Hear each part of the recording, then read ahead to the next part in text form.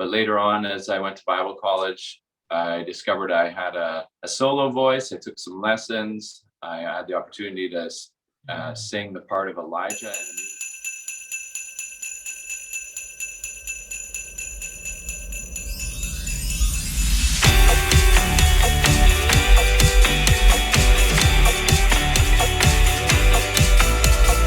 It's time to sing. It's time to dance. It's time to celebrate today. Because it's Christmas. Happy New Year, everyone. Thank you for joining me. My name is Alberta Mwembo. Well, this channel is all about stories.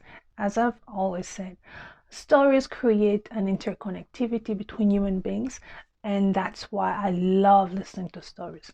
Today, we're bringing you the part 2 of It's Time to Sing. If you enjoyed part 1, you will surely enjoy part 2. Stay tuned. Everybody dance and spin. Everybody dance and spin. Everybody dance and spin. It's time to celebrate. And Kurt, do you mind telling us about yourself? Who is Kurt? Yeah, similar to Kelly, I grew up in a singing family. Mom and dad were in choir, so we sang at home, we sang at church. And I would say music became a background in my life that I wasn't aware of, that would soothe me and it would turn my life. So during my teenage years, I had a terrible time with my father, and I turned away from everything, all the people that I knew, and I had the bad story of the drugs and the alcohol and all that. Then I got my friends talked me into going to Bible school with them, and I became a Christian there. And now music at a whole new level in my life. It opened everything up, and there was joy, and there was all these things that I had to relearn all my emotions again, and music was a big piece of that. So any chance there was to sing, I would sing. And it's interesting, as Kelly talks, I eventually got the part of Jesus in Godspell in the school that I was attending in Denver, and God got me there. All these things I would have never chosen, but then because of that, and I was in my 20s, music became more and more important. And now the most important, or the most fun thing, the most joyous thing I can do is to sing for God. So to have a chance to back Kelly up on a song that talks about Christmas and what it's really all about is pure joy. Yeah. Wow. It's a beautiful story. I love how God used music to just turn you around.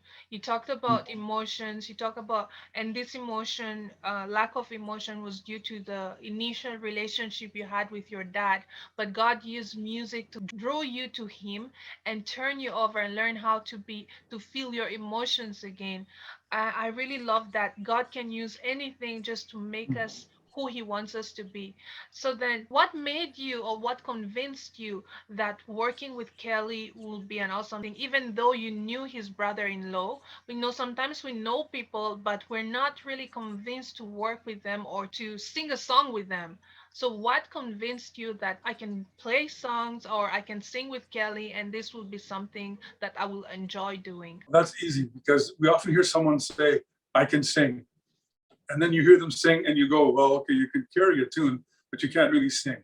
Right. And I've said the same thing, I can sing. People don't believe me. But when I heard Kelly sing, I knew.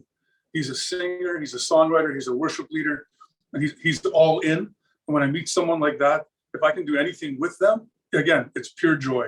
So that drew me in, and to sing together, again, I'm just the background singer of all this great stuff.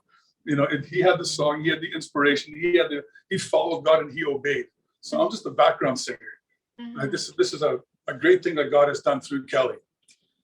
And it took a little bit of convincing, but to get Kurt to sing on it, because he wasn't exactly like, he doesn't want to be the center of attention, I think. And he always says, I want the younger people to be in the center of the show. It's not my time anymore. But I said what got him. I said, you know how many times I've sung my own background harmonies on recordings, and how much I have longed and prayed for a tenor, which is a rare duck in the men's world of singing. And after I told him that, then he okay, fine, I will do it. And I was so glad he said yes to just singing that little part there in the background, that high tenor part. I just love it. Yeah, So yeah. I love the story because it's about human connection. It's Mm. also about using the gifts that God placed in you for His glory. And most importantly, I have a question for both of you.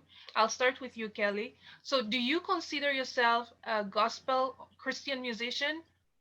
Or do you consider yourself just a musician? Because nowadays, even gospel Christian artists don't want to identify as Christian. They just want to identify as just artists.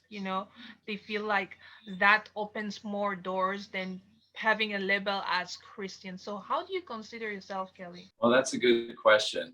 The word Christian is a very loaded word. Sometimes I don't want to be identified as a Christian because of it, because there's so many both negative but also positive things about that word. I think I would rather be labeled as a follower of Jesus, or use some other term sometimes to try and escape some of the negative associations that have been with Christianity and some of the things that have been done in the name of Christ that I'm very sad and sorrowful about. But I would say when God gave me the vision for this music ministry, He said, "You will be a minstrel." And minstrel is like an old word. And so I'm going to go with that. I'm a minstrel. I sing for the Right. King's pleasure, and I sing messages from the King's heart to His people so that people understand how He feels, how much He loves each one of us, and desires us to be a part of His kingdom and His family. So that's what I'm going to go with. Yeah. That's what He said I am. That's what I am. Awesome. That's fantastic. How about you, Kurt? How do you consider yourself? I think of myself as a singer, and the best songs I do are for God, but it's just about singing, and He provides the opportunity to do more. That's really good. So, the other thing, I wanted to know, how long have you both known each other? How long exactly? Well, we knew each other a little bit. Like, I remember meeting him at a men's group with my brother-in-law, Rod, probably 10 years ago. That was just a one-off. And then when I came to Winnipeg in the fall of 2020, I came to a few men's group meetings, and I got to know Kurt a little bit more during those, but not close or anything. And then mostly it's been, like I say, the last month where I would say we started a friendship, brother to brother, heart level type relationship, where we started to do stuff together, spend time together. Pray together is a big thing. I love that Kurt prays. I love to pray, and I know he does too. And so we share that love for prayer, but also love for relating to God as a father, as we both had some pain in our relationship with our earthly father, and we both had an amazing revelation of who God is to us as a father, which has been hugely transformative, I know, in both of our lives, even though we both responded to our pain differently. Kurt's story is different than mine, but we both have experienced incredible healing through knowing God as a loving father. Yeah. So then, how did you find out that Kurt could sing? That's a good question. I think it wasn't that long before I had him sing on the recording. Like maybe when I went to Saskatchewan, when we were talking, and I was getting to know some of the stories from when he was in Denver and he was talking about singing. I think that's where I realized he was telling me that he was a tenor. And then I was like, it would be great if I could get Kurt to sing on this song with me in the studio with Fresh IE. So wow. I don't think it was a couple weeks before the recording at most. So Kurt, Kelly said it took a little bit of convincing for you to join the team. So what really made you give up on saying no to Kelly? He's actually already told you he's so tired of doing layers of his own music. He wanted someone else to do it because Right. he can do it himself. But he Right. wanted someone else. That really was the reason. Okay, that's awesome. Yeah, I and my really- enjoyment of being together with him, right? Yeah. Doing yeah. things together. Yeah, I love your story because you put prayer at the center of your relationship. I think that's very important. And also, I really love the fact that you're using your gift for His glory. That means a lot.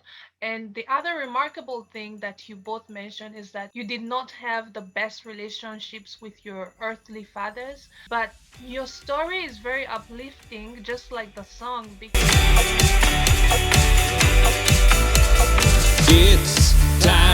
sing. It's time to dance. It's time to celebrate today. Because it's Christmas. Because it's Christmas. Because it's Christmas.